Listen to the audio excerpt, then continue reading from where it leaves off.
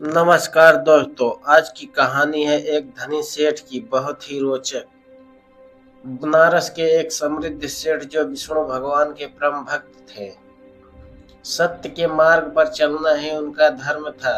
उनके हृदय में सत्य का दीप जलता था, जिसकी ज्योत से उनका जीवन अलौकिक था। एक दिन स्वर्ग में भगवान विष्णु अपनी अर्धांगिनी लक्ष्मी जी से सेठ की प्रशंसा कर रहे थे। माता लक्ष्मी मुस्कुराई और बोली, स्वामी, यदि यह मनुष्य वास्तव में आपकी भक्ति और सत्य का इतना पालन करता है तो क्यों ना इसकी परीक्षा ली जाए। भगवान विष्णु सहमत हुए। माता लक्ष्मी सेठ के स्वप्न में प्रकट हुई। स्वप्न में परीक्षा। सेठ गहरी नींद में थे जब उन्होंने स्वप्न देखा। धन की देवी लक्ष्मी स्वयं उनके सामने खड़ी थी। उनकी आभा से पूरा कक्ष प्रकाशमय हो गया। सेठ जी श्रद्धा से नतमस्तक हो गए। माता लक्ष्मी ने कहा, हे वत्स, मैं वर्षों से तुम्हारे घर में वास कर रही थी, किंतु अब मेरा मन यहाँ नहीं लग रहा, मैं जा रही हूँ। सेठ जी ने नम्रता से उत्तर दिया, माँ, यह घर आपका है। यदि आपको यहाँ अच्छा नहीं लग रहा है तो मैं आपको कैसे रोक सकता हूँ। आप जहाँ चाहे जा सकती हैं। माता लक्ष्मी मुस्कुराई और अंतर्ध्यान हो गई। कुछ समय बाद एक और आभा युक्त स्वरूप सेठ जी के सम्मुख प्रकट हुआ। यह थे यश, जो उनके सम्मान और प्रतिष्ठा के प्रतीक थे। सेठ जी, मैं तुम्हारी ख्याति और मान सम्मान हूँ, पर अब मैं यहाँ नहीं रह सकता।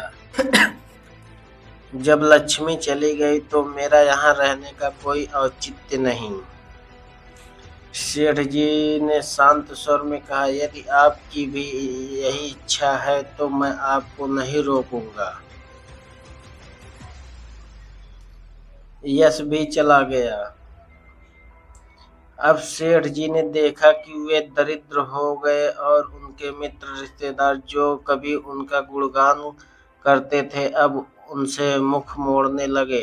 जो लोग कल तक उनके दरवाजे पर शीश नवाते थे अब वे तिरस्कार करने लगे। लेकिन परीक्षा अभी समाप्त नहीं हुई थी। सब कुछ खोकर भी सत्य का दामन नहीं छोड़ा। अब उनके स्वप्न में धर्म प्रकट हुए। उनका स्वर गंभीर था, सेठ जी, मैं धर्म हूँ।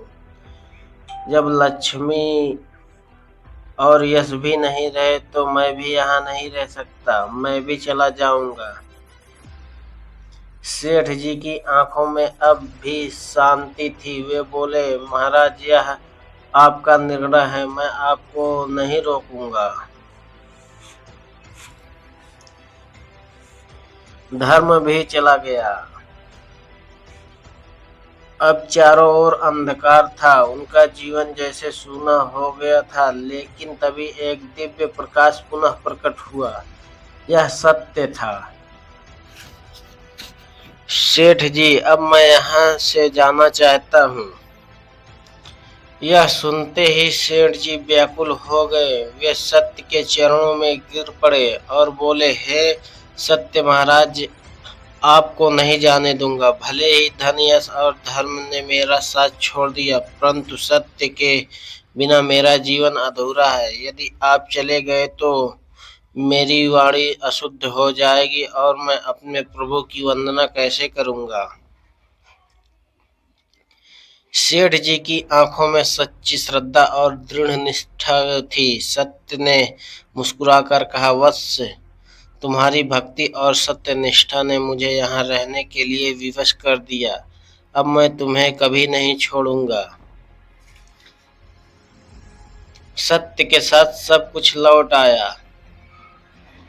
सेठ जी ने देखा कि सत्य के पीछे पीछे धर्म भी लौट आया। धर्म बोला है, जहाँ सत्य है वहाँ धर्म भी होगा। मैं तुम्हें छोड़कर नहीं जा सकता। इसके पश्चात यश भी वापस आ गया। जहाँ सत्य और धर्म है वहाँ यश अपने आप चला आता है। और अंत में माता लक्ष्मी भी पुनः प्रकट हुई और प्रेम पूर्वक बोली, जहाँ सत्य धर्म और यश का वास हो वहाँ लक्ष्मी जी स्वयं उपस्थित होती हैं। मैं फिर से तुम्हारे घर में निवास करूंगी। सेठ जी की आंखों से आंसू बह निकले। उनका स्वप्न टूट चुका था, लेकिन वह केवल एक स्वप्न नहीं था, यह भगवान की लीला थी जो उन्हें सत्य की शक्ति का बोध कराने आई थी।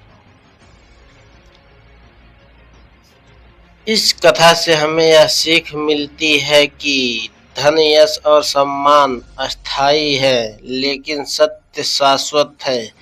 यदि हम सत्य के मार्ग पर अडिग रहें तो हमारे जीवन में धर्म, यश और लक्ष्मी स्वयं आ जाएंगे। सत्य ही जीवन की सबसे बड़ी निधि है। जहाँ सत्य है वहीं समृद्धि है।